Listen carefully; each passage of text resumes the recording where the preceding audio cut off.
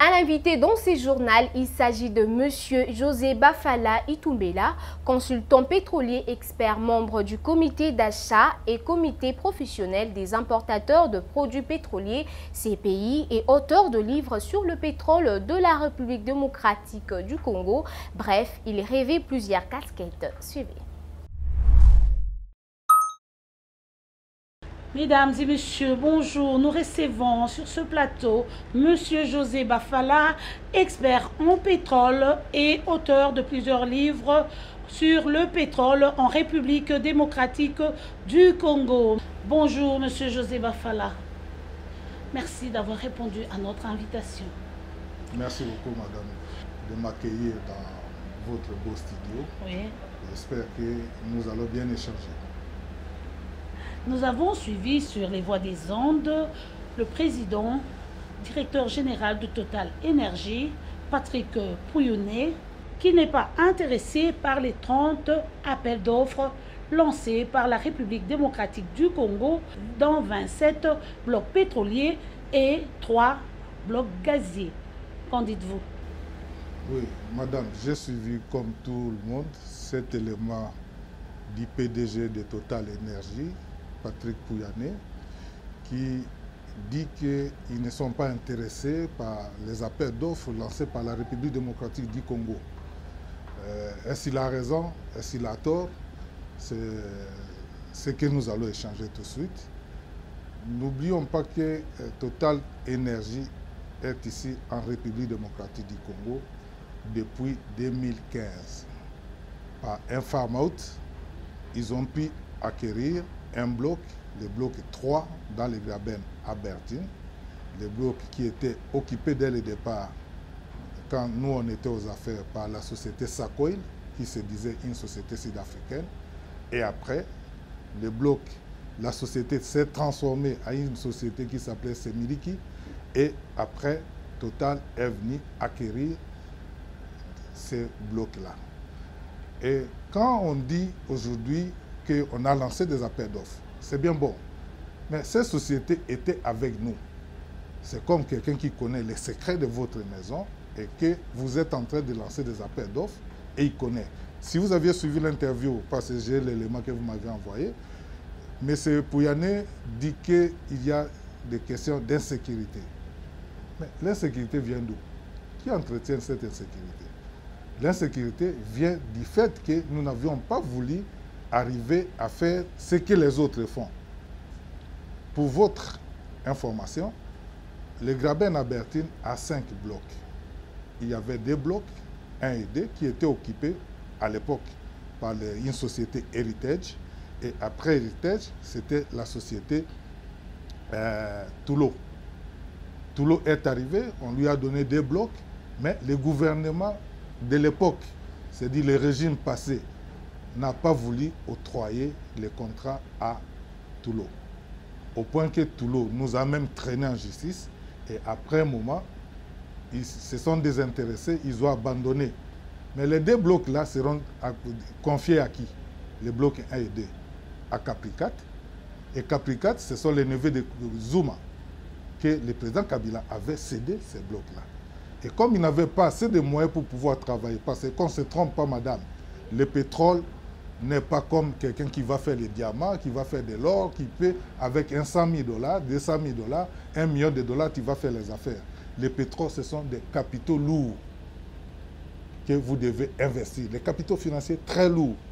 Alors, comme il n'était pas en mesure de faire ça, et la procédure, c'était quoi? On s'est retrouvé avec Gettler à la fin. Et c'est là où les histoires n'ont pas pu marcher. Et chez les pétroliers, ils doivent reconnaître, tout le monde doit reconnaître, que dans l'histoire pétrolière, il y a ce que nous appelons les Seven Sisters, les 7 sœurs. Les 7 sœurs. Parce que l'histoire pétrolière est partie avec Rockefeller. Et Rockefeller, qui avait la Standard Oil, qui a été démantelée en 1911 par la loi antitrust américaine qu'on appelle Sherman Act, ne permettait pas qu'il y ait les monopoles. Mais quand les sociétés se sont éclatées, nous allons avoir Exxon, Mobil, Texaco et tout ça, mais du côté Europe, nous avions British Petroleum et Total. Alors, ces sociétés, ils se communiquent. Quand vous causez du tort à une société, comme on avait fait à Toulon à l'époque, nous ne pouvons pas espérer avoir quelque chose. Même si on évoque le problème de l'insécurité est partout. Il y a des endroits où on est en train d'exploiter le pétrole en Libye, en Iran, en ceci. Il y a l'insécurité. Mais si on veut travailler, on travaille. Sauf que le gouvernement Kabila n'a pas été sérieux dans la gestion des contrats qu'on avait à l'époque. Au point que le président Kabila Tshisekedi est en train de payer les frais.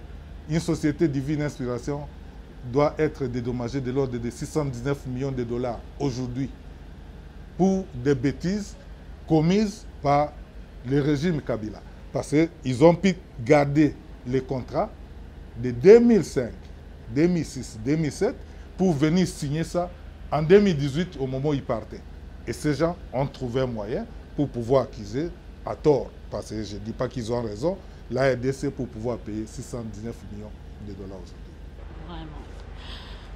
Comme vous le dites, monsieur l'expert, la République démocratique du Congo regorge des ressources pétrolières estimées autour de 22 milliards de barils de pétrole et 66 milliards de mètres cubes de gaz méthane dans le Kivu. Total Énergie. On parle de Total Énergie là. Total Énergie étant multinationale, son avis peut-il influencer un autre multinational ou plusieurs multinationales? C'est ce que je venais de vous dire. Ils sont dans un cercle de pétroliers. Ils se communiquent, ils échangent. Ils viennent même en association dans d'autres secteurs pour éviter à ce que les charges puissent être supportées par une seule entreprise. Qu'est-ce qu'ils font? Ils font des partenariats, ils font des associations qui peuvent les amener à pouvoir faire ça. Mais le cas de Total, on parle ici de 22 milliards de barils de réserves et 66 milliards normaux mètres cubes de gaz. Oui, pour les 66 milliards normaux mètres cubes, c'est vérifié, c'est exact, nous connaissons ça. Nous avons les 2 tiers du lac Kivu. Moi qui vous parle, j'étais administrateur à Sosigaz. Sosigaz, c'est la société mixte d'exploitation de gaz du lac Kivu, entre le Rwanda et la RDC. Nous avons 2 tiers. Le Rwanda n'a qu'un tiers. Mais le Rwanda a commencé à exploiter. C'est là où il fallait commencer. C'est pourquoi je voulais dire, avec 30 blocs, c'est-à-dire 27 blocs pétroliers et 3 gaziers, non, c'était indigeste. Indigeste, il ne fallait pas lancer un appel d'offres qui pouvait avoir 30 blocs. Il fallait pas. C'en est de trop, quoi. C'en est de trop. Par la loi de... Je suis économiste de formation, madame.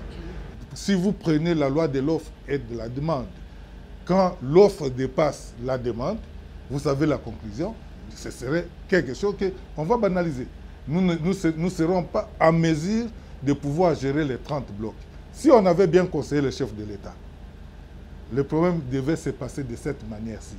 Il y a des blocs qui sont mieux connus et que nous avons les réserves prouvées. Parce que vous prenez la cuvette centrale. La cuvette centrale, c'est 1 million de kilomètres carrés. Qui a pu faire la prospection pour pouvoir déterminer autant de... Mais il y a des blocs qu'on a des données. Et d'autres, on n'en a pas. On devait commencer par les blocs qu'on disposait des données. Ils pouvaient partir avec 3 blocs pétroliers, gaziers, et au moins 7 blocs pétroliers dans un premier temps, et partir au fur et à mesure. Ça ne donne pas... Du coup, comme ça... Du coup, je vous ai dit dès le départ, madame, rentrons dans un exemple terre à terre. Quand les SAFU commencent à sortir ici, à Kinshasa, on se retrouve avec 5 SAFU pour 10 000 francs. Mais quand c'est devenu trop, nous nous retrouvons avec 500 francs pour 10 SAFU. C'est comme ça qu'il ne fallait pas aller avec un nombre élevé de blocs qui pouvaient nous bloquer pour que ça ne puisse pas marcher. Parce que les sociétés, les gens croient que... Donc là, l'équation est biaisée. Est biaisée. Les pétroliers connaissent. Nous sommes avec les pétroliers. Ils ont des blocs. Ils connaissent ce qui se passe.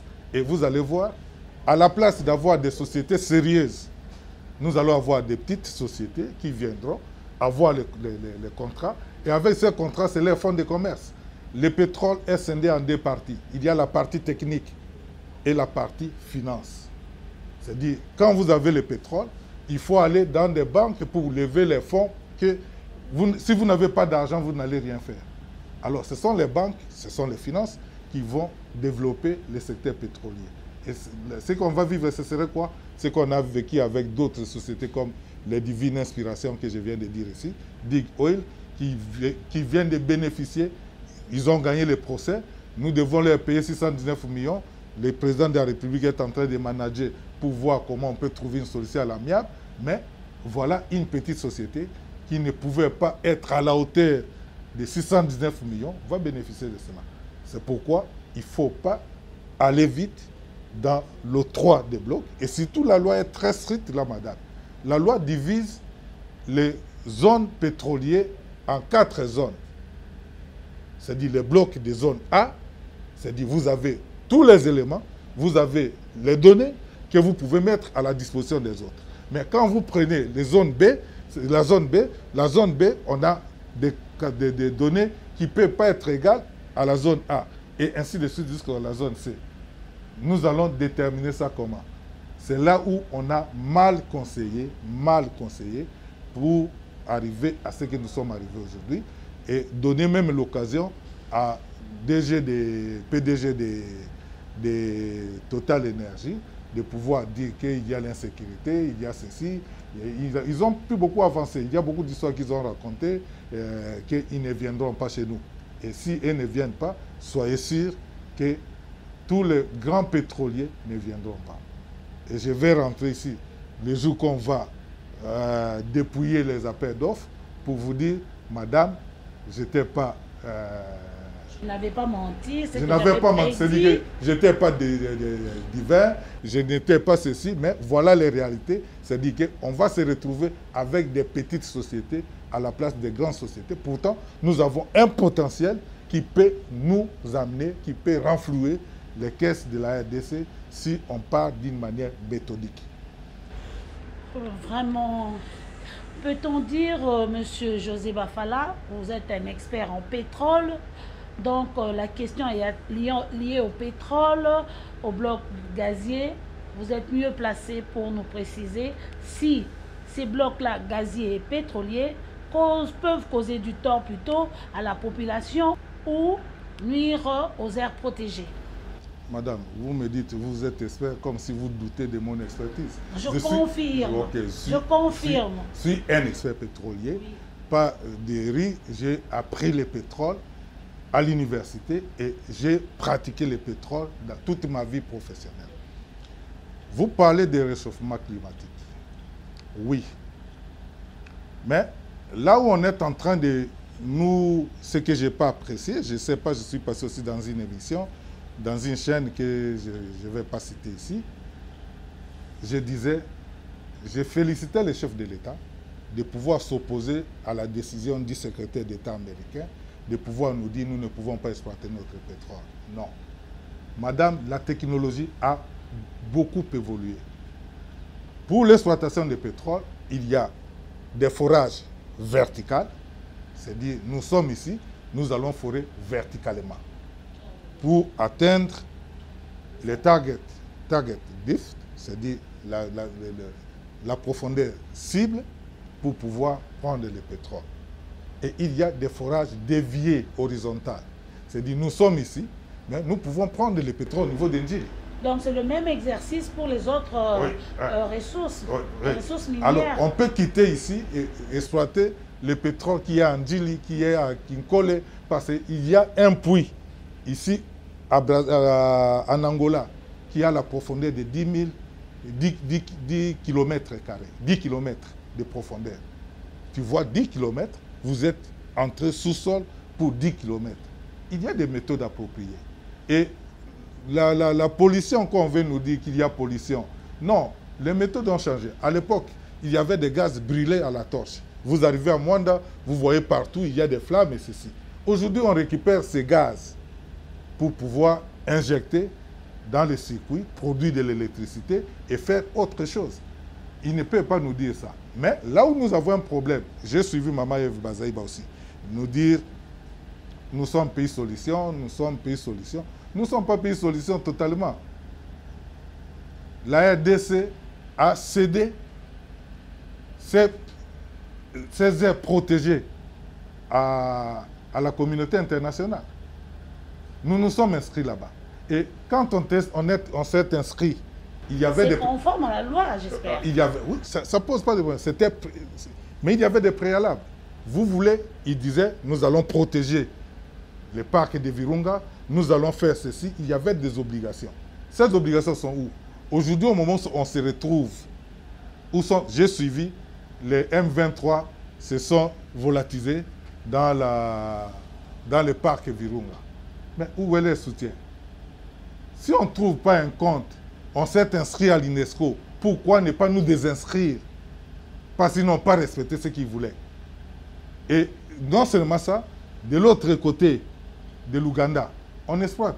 Il y a le parc Queen Elizabeth.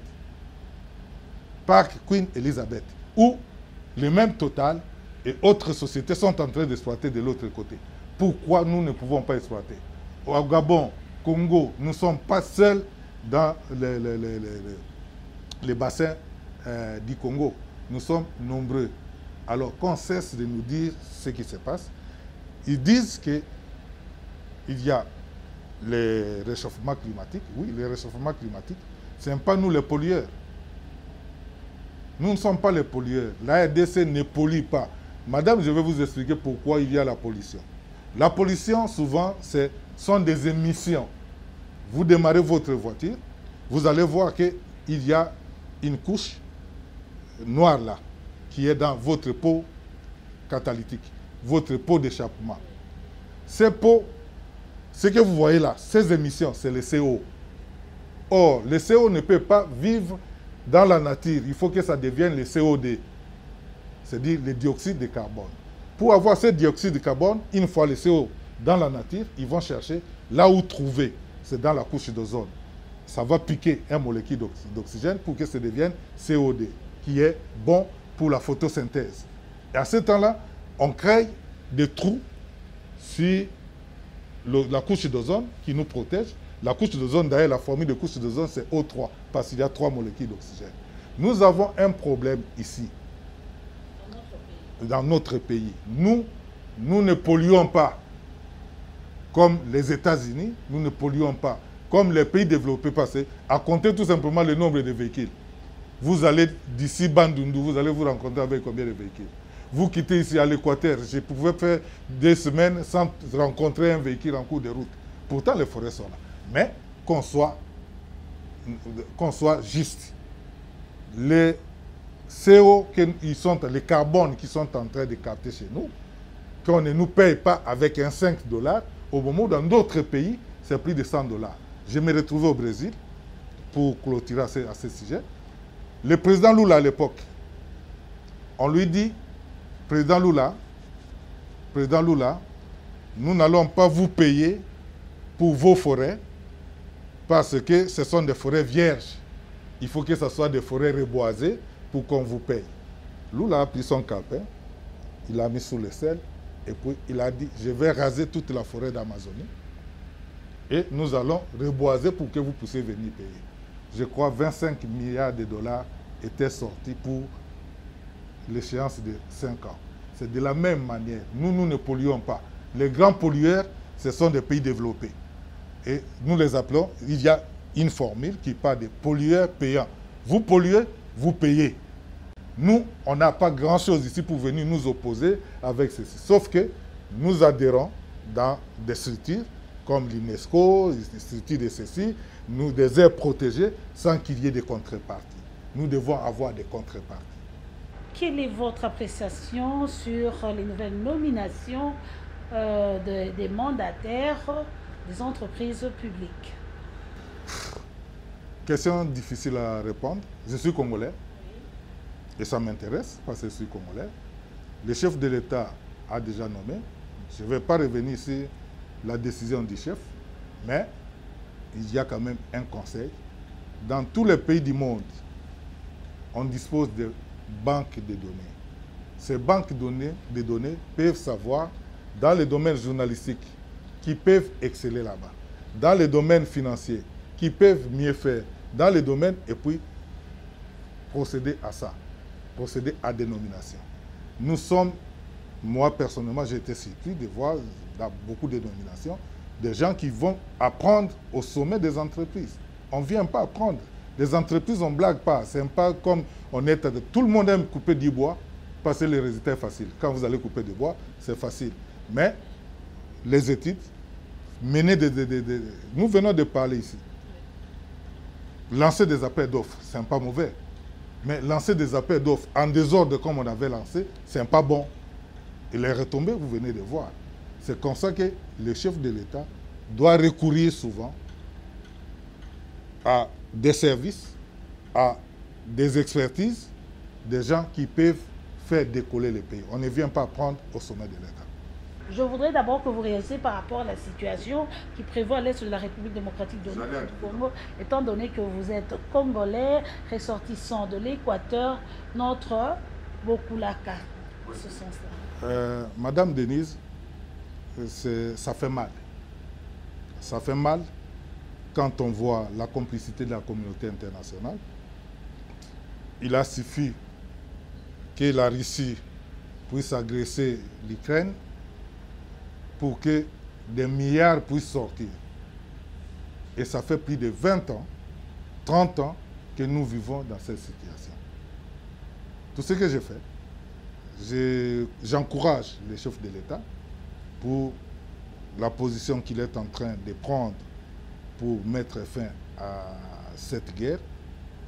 Et j'invite tous les Congolais à pouvoir tout d'abord tuer ces serpents et venir nous battre dans l'interne après avoir chassé l'ennemi que nous avons, qui est le Rwanda, et les M23 et leurs commanditaires. La guerre de l'Est, madame, c'est une guerre économique. Mais nous pouvons trouver des stratégies. Les stratégies, c'est quoi?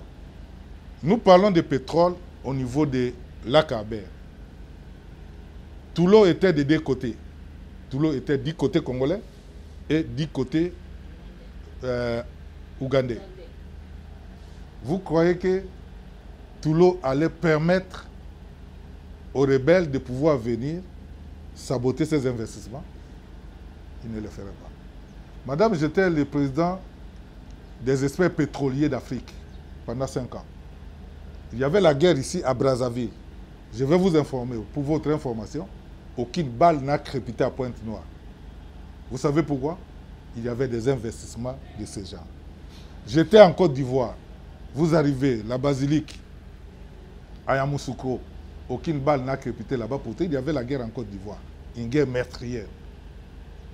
Nous pouvons arriver à avoir des investisseurs, avec intelligence bien sûr, qui peuvent placer les équipements, et avec les équipements, personne n'atteindrait les sites où ils sont en train de faire leur travail.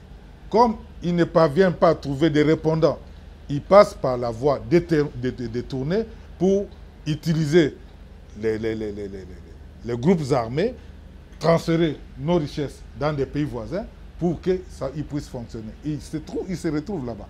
C'est à nous de pouvoir voir comment nous pouvons arriver à mieux gérer nos ressources qui sont d'ailleurs en train de s'épuiser parce que ce que Mobutu avait laissé, ce n'est pas ce que Kabila a laissé. Merci beaucoup, M. José Bafala, expert en pétrole et auteur de plusieurs livres sur le pétrole en République démocratique du Congo. Mesdames et messieurs, c'est la fin de notre entretien. Merci et au revoir.